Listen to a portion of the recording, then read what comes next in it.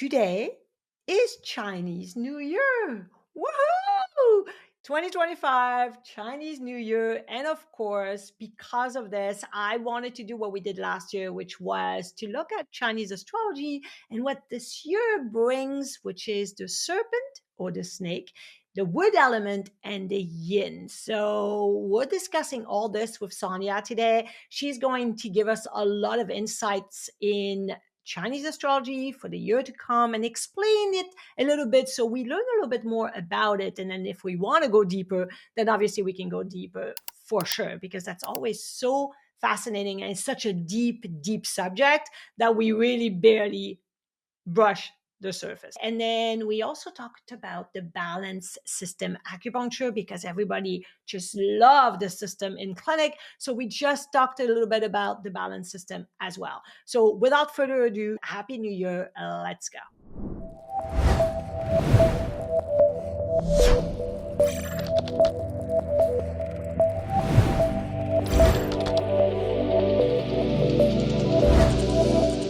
Happy Chinese New Year. And what is the best way to celebrate Chinese New Year? I've got my ginger tea and I'm sitting down with my friend and colleague, Dr. Sonia Tan. Welcome back to the show, Sonia. Thank you for having me. Cheers. Sonia is going to be a permanent fixture because I think this is the third time you're here, which is awesome. The first time Sonia came was last year for the Chinese New Year in 2024. And we were talking about Chinese astrology to understand how it all works. And last year was Yang, Wood, and Dragon. And then this year we're going to the Yin. We're still in the wood element and we're switching to the snake for the animal characteristics. I wanted to start by asking you, is every year yin the next one yang, yin yang alternating or not? Second question is, how long is the wood element going to be for before it switched to, let's say, fire, the next element, because last year was wood as well? And then I understand that snake, there's 12 obviously animals or characteristics, so then it switches every 12 years. That I understand. But the first two, the Mhm. yin yang and the element, how does that work? Where we talk about what kind of year it is, not the animal. So that's the character on the top. That's what we call the heavenly stems. It's called the Tiangan. So that's what you could call the energy that comes from the heaven or the heavenly mandate. What's the energy bestowing us from the heavens this year? It does cycle through the wuxing, the five behaviors or five phases or five elements. And it always starts with the yang, then the yin. So last year we had yang wood, now we have yin wood, and then next will be yang fire, then it'll be yin fire. So it will cycle through the sheng cycle of the wuxing, and it'll just go through the polarities first in order, yang, then yin, yang, then yin. There is an order to it, like the order of natural law, right? Same thing. And then with the animal signs, there is a certain order to the animal. They are technically Chinese astrology characters, or they're called the earthly branches, and the animal name came in later, and there's a certain order for them. It also goes through a wuxing sheng cycle. The order of the yin yang is not quite the same as in the heavenly stems. So I might be getting my head of myself, but say the serpent is actually the Chinese character. It's actually yang fire, and it's got a little bit of yang metal and a little bit of yang earth in it. So it's a mixed sign. It's not a pure sign of one element. The serpent has actually a very yang nature, even though it's sitting in a yin position. So it's sitting what we call a yin position in the order. You could say the order of the clock or order of the rotation of the animals or the order of the sequence. But within it, it's got a yang energy to it. So, I mean, that helps us define the characteristics of what a serpent or snake is. And that helps us define the personality if you have that in your birth chart.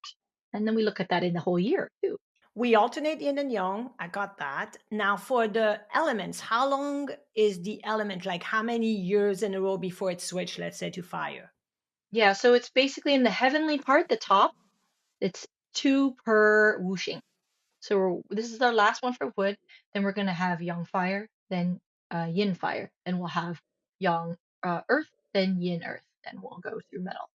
For the Mm. earthly branches, the below, part below where it's assigned or attached to animal characteristics for us to understand it, it generally goes two per season or wuxing, the five phases. And then there's an earth one in between, So last year we had dragon, which is an earth branch. So it's the earth animal sign. There's a lot of things to talk about with earth animals or earth branches with respect to what are we trying to bury? What are we trying to let go? What are we transitioning? There's a lot that happens in that. Then we transition the next year to the next wuxing. And now we are, right? We're going into serpent, which is yang fire. So a yin year, if we start at the beginning, versus a yang year, is a yin year more like supposed to be more introspective or calmer? Like, is there a difference between yin and yang, or it depends what it's attached to, as in the animal and the element? Very generally, very broadly, yin years or yin pillars, because we look at it as a pillar, right? Because we have something on the top, something on the bottom, they're stacked upon each other. We always look at them together.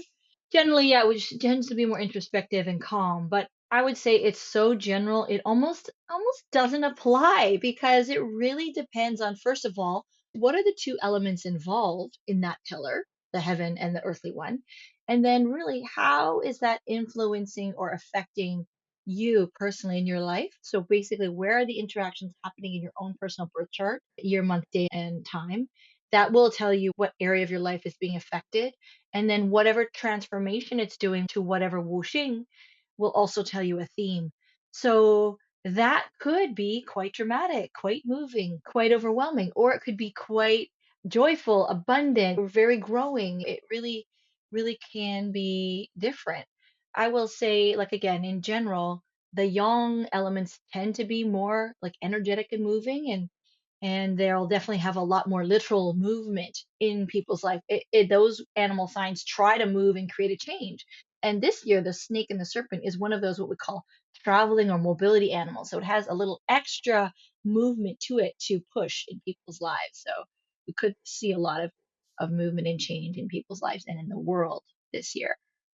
Oh, that's really cool because I associate wood with growth. I always think if it's a wood year, there's growth. And last year was a wood year. And I feel like starting this podcast was a lot of growth. I had to learn all of it and I'm still learning. And there was a lot of growth Yes. to it. So I feel like the wood is a growth year kind of thing. So that's how I interpret it in my head.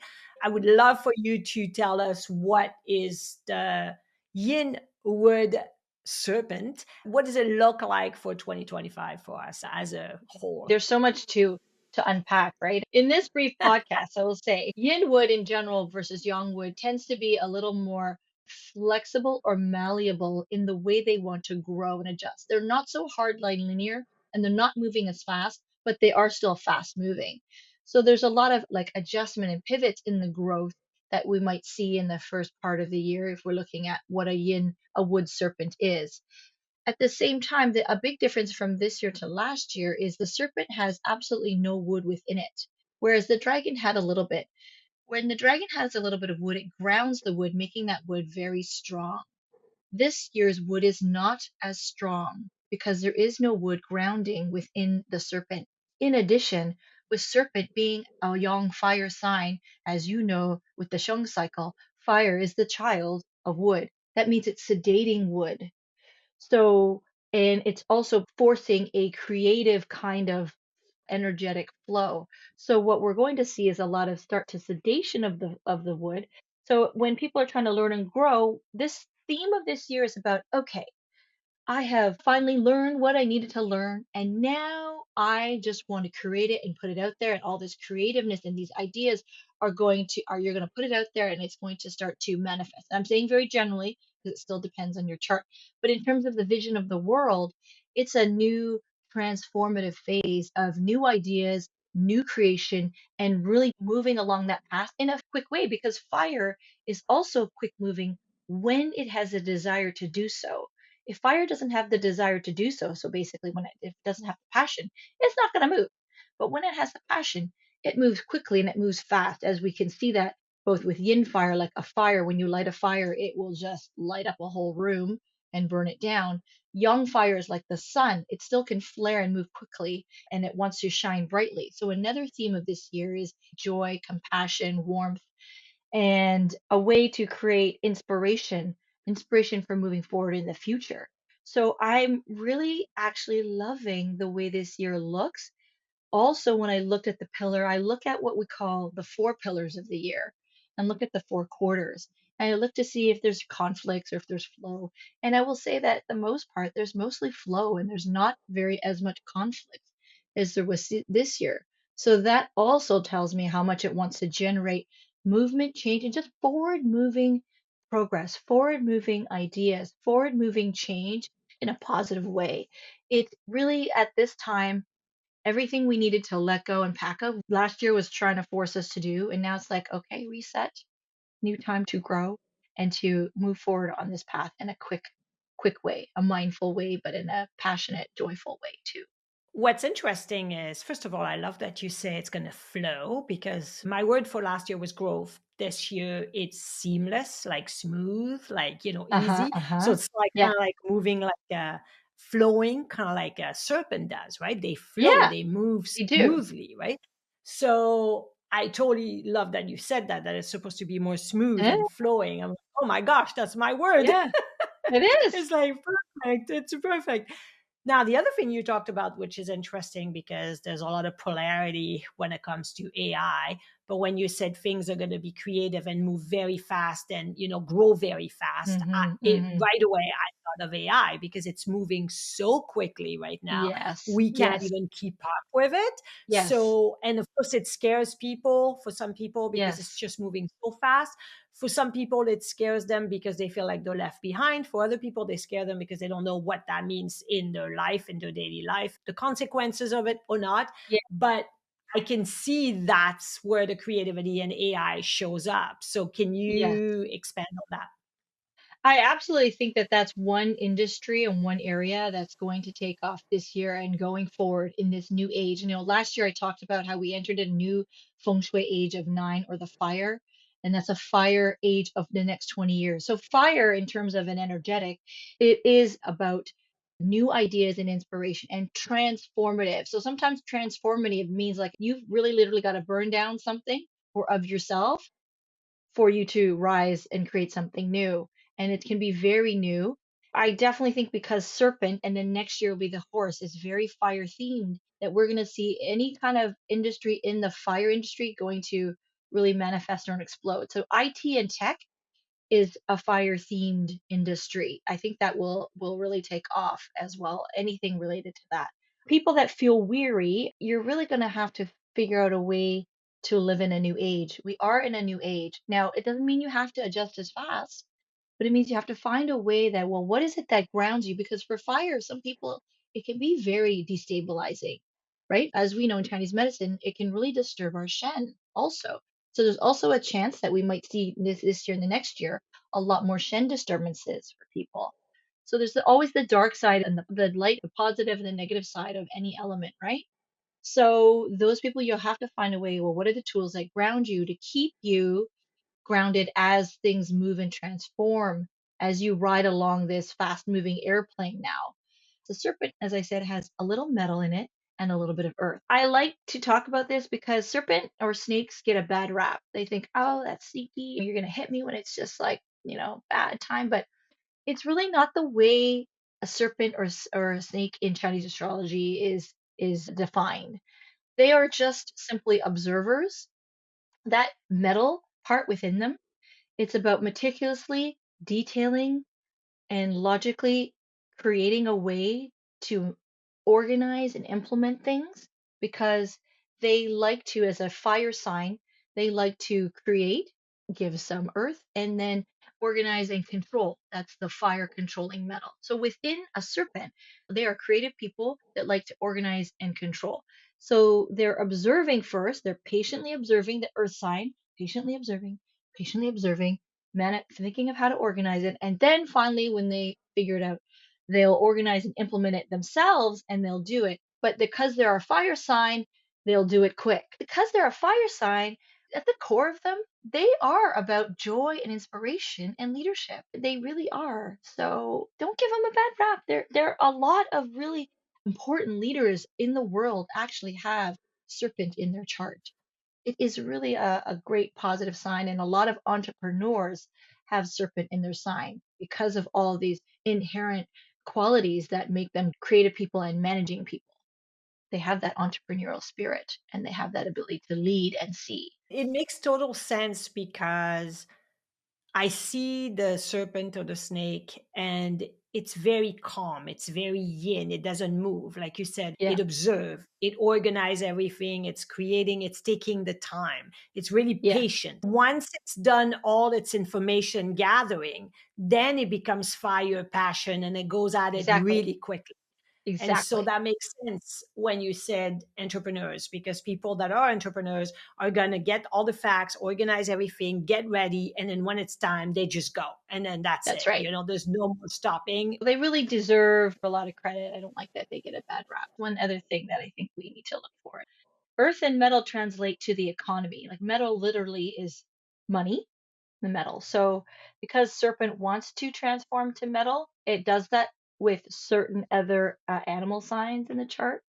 And because there's a lot of flow and there's nothing killing the metal, and we haven't actually had metal in a pillar in a while, not since 2021, since 2020. So now we have a return of at least a little bit of metal, and we have an animal sign that wants to create metal. So I also believe that economically and financially, we will start to really feel that come back and stabilize and feel like a little more abundance again that we lost. A lot of people know that I have 3 books. However, many don't that I also offer continuing education online courses. This is actually how I started AcuPro Academy, to support new practitioners. You can choose from TCM treatment for common mental disorders, fertility, pregnancy, thyroid disorders, but also specific ones like scalp acupuncture or cosmetic acupuncture online course. All these are pre-recorded, so you can watch them on your own time. And since you have access to them forever, you can revisit the information anytime you need. You will receive a certificate with your name on it after you pass a multiple choice quiz. And if you're truly not satisfied with any of my online courses, I offer a 7-day money back guarantee, as I stand behind my products and truly, truly want you to benefit from them. So go check them out on my website, acuproacademy.com, and click the TCM course tab on the menu bar, or check out the link in the show notes below. So, can you Mhm. explain the 4 pillars? What are they? How do they move around, or how do they work? I don't know much about the 4 pillars when it comes to astrology. Four pillars is another way to call your birth chart or your natal chart. The pillars are the year, month, day, and time of birth. And in each pillar, we have the heavenly portion. That's the whatever energy was cycling in heaven at the time. And then the bottom is the earthly portion, the earthly branch. So it's the cycle of energy here on earth. We as humans live between heaven and earth, and we're trying to live in harmony with heaven and earth. So the ancient Chinese discovered a way to figure out our energetic constitution at the time of birth, that we inhale that moment of time of heaven and earth, and that becomes who we are. So those pillars are literally the those 4 year, month, day, and time. We look at each pillar as parts of our personality. The day pillar is the most important one. The month is the second most important one. They have the most weight in terms of our personality and what's happening with ourselves and our lives. So whenever a year comes in, and we also have 10-year cycles that we go through personally. So when I'm looking at a chart, I'm also looking at what 10-year cycle are they in and how is that impacting their chart? Is it transforming and hitting something in their chart that is now transforming to something like earth or something like metal? And what does that mean for that person? Is that good for them or not good for them? And if it's good, how can they take advantage? If it's bad, how can we minimize and avoid? When we look at the year, we do the same thing. We look at the years coming in, how is it interacting with the birth chart? What is it transforming to good elements or not? And specifically, what area of your chart will tell you what's the theme or area of your life it's happening. When I look at the 4 pillars of the year, I'm literally looking, there's like a birth of a year. So I'm looking at the birth of the year and I'm seeing it tells me the theme of the year, as if someone was born at that moment in time. That's what the 4 pillars are. I'm a monkey. Yeah. Uh, totally suits me because I love to play Yeah, and be yeah. silly and all that kind of stuff. I'm an earth monkey mostly, so it's kind of Oh, nice. interesting to look at that, right? So one of the things we talked about last year, and I just wanted to mention it again this year because a lot of people may not have listened to the episode because they joined us later on since we started the podcast last year. You do chart for patients. If they wanted to, you do a consultation, which basically uses Chinese astrology to kind of look at that person and what we can do to help them. Can you explain how you go about it and do they love it? Like it's something a lot of patients ask for or not really? To be honest, I don't volunteer it unless I see there's a time that we need to look at it. Because for the most part, with the acupuncture style that I do, the results are really good. So I don't necessarily need to look at another tool to break through a plateau. But there are times you need another tool. You can look at astrology and look at what their helpful elements are, the whooshing, and then use that in the acupuncture channels. Then I might have a conversation to say, I preface it saying the Chinese know what someone's energetic constitutional DNA is. That's based on your Chinese astrology chart, which is more than just the year you're born. It's also the month, day, and time that comprises 8 different energetics that interact with each other. That tells me your constitutional energetic DNA. Based on that and knowing what energy you need or not, I can apply that in a health application way with acupuncture channels and using the I Ching and other resources. It also can really truthfully be used to advise diet, herbs, and feng shui. This is also what we use to guide choices in life for career, geography of where you live, relationships you choose. So then I might say, do I have permission to look at your chart to see what it is that could help? And most of them have said, oh, yes, please do when they understand that. And it's usually over time that I've built a relationship with them that they have that trust, right? It's also something to say this is always confidential, like any consult, it's always confidential. And then the patients usually say, could I get a little insight of it? And so I might do like a little brief reading, not like the same kind of reading I would do for private clients. If they wanted a full on reading, then I'd say, well, we can book a private consult reading and then we can bring that to the clinic.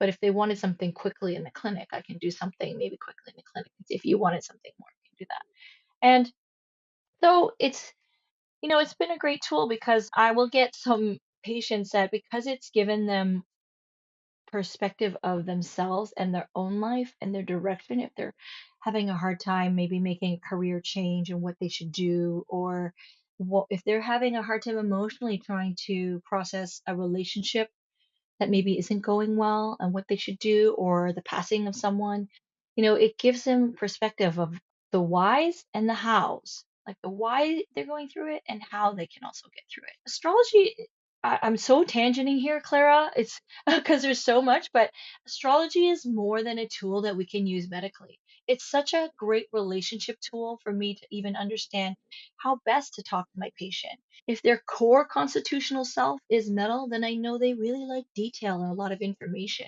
If they're a water sign, then they really like more broad things and they want to speak more about the feeling or the emotional part. So that helps me reach them and talk as a tool.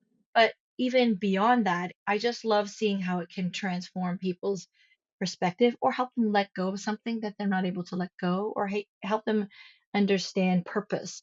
Astrology is really about learning and understanding more about yourself so that your best self can shine through. Everything that happens to you is happening to you for a reason, as much as it can suck at the time. But really, all of those are meant to be okay, you're supposed to learn something from this, or oh, you're not on the right path. We're going to push you. We're going to maybe slap you because you're meant to go this way and you hadn't listened, and then we're going to try to lead you to this way. And it's really, can we listen? Can we hear the cues? Can we figure it out? And then what really the universe of the heaven wants is we're here to have our best self, or our best, as best as we can, our best life shine through. And that can be a process. I mean, for some, they might have that early abundance early, and that might fizzle later. For others, it might come way later. And for others, maybe they're meant to have kind of an average life, to have just like the family theme, or the stability theme, or to have like a stability theme because maybe in a different lifetime they didn't have that, and this is what they're meant to purposely do this time, and that's going to be their best self. So it's so much more than something medically, but it's so useful medically too. when you explain all this, I feel like it's kind of like a guidance, right? It's just guiding Yeah. you when you feel stuck, when you're not sure, when you need some help and some guidance. And there's a lot of ways we can reach out for guidance, like our gut, Hmm. but sometimes we forgot what it feels like to listen to our Yes. own inner self. So having a guidance that comes in different form, like Chinese astrology, for example, that's a form of it, then I think that's fantastic. And one of the things you Yeah. said is because when I treat patients, I have a way of doing things that patients get a lot of results, but sometimes because it's been stuck for a long time or whatever they're having some issues with, then I start asking them if they would want to try something that is maybe different and see if that would help them. So, having said that, the way you practice is very specific, which you are what I call the balance system queen, in my Oh, opinion. thanks. It's so cool. So, for years, people have asked, "Oh, I want to learn the balance acupuncture, but I can't travel, etc." So, last October, you were so gracious and you basically provided the AcuPro community the level one of the balance system acupuncture, which so many people enrolled in, and so many people came back saying, "This is awesome. I love it." People are just really using it and seeing the results very quickly. So, that was so impactful. And so I'm very thankful that you agreed to put it on the AcuPro Academy website. And then everybody started saying, okay, well, this was the fundamentals, or this was the beginning of it. This was awesome. That was level one. I'm ready for level two now. And when we had discussed of how we could really help everybody understand the material and apply it, we had said we want everybody to apply the level one first so they feel familiar, they feel comfortable, they feel confident. And then we can just provide level two because now they know what they're doing and they learn more. So it's not too much at one time. And Hmm. now level two is finally out for everyone. Woo-hoo! From Woot woot. Sonia. So we have it on the website. We'll have the link in the show notes below. So if you missed out level one, you can buy them as a combo, as a bundle if you want to. But if you already have level one, then you can get level two now and you're ready to be more on fire. So my question to Sonia is to explain the course differences between level one and level two so people understand what it entails. Yes, this is definitely a level up.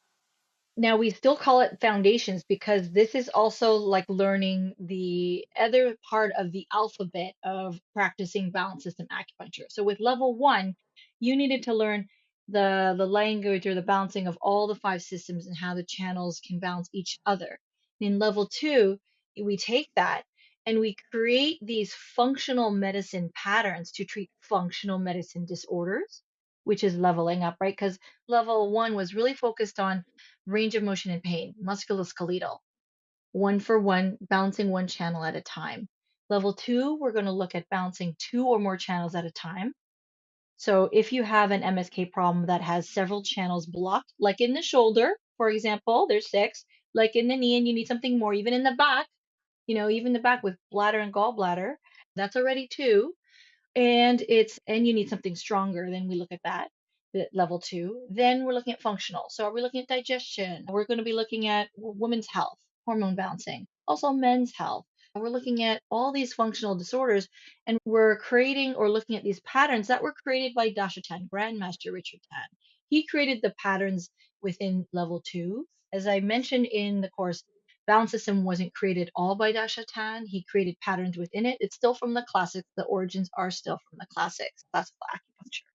So when we look at how the patterns, you have to have already understood the balancing systems in level one because you see how these patterns connect and create something called a trust and create a yin yang flow. And that's by the relationships that we understand or learn in level one. So the relationships we learn in level one, we start to apply them in this pattern way. And then we can use those base patterns to treat functional medicine disorders. And we'll discuss that in level two.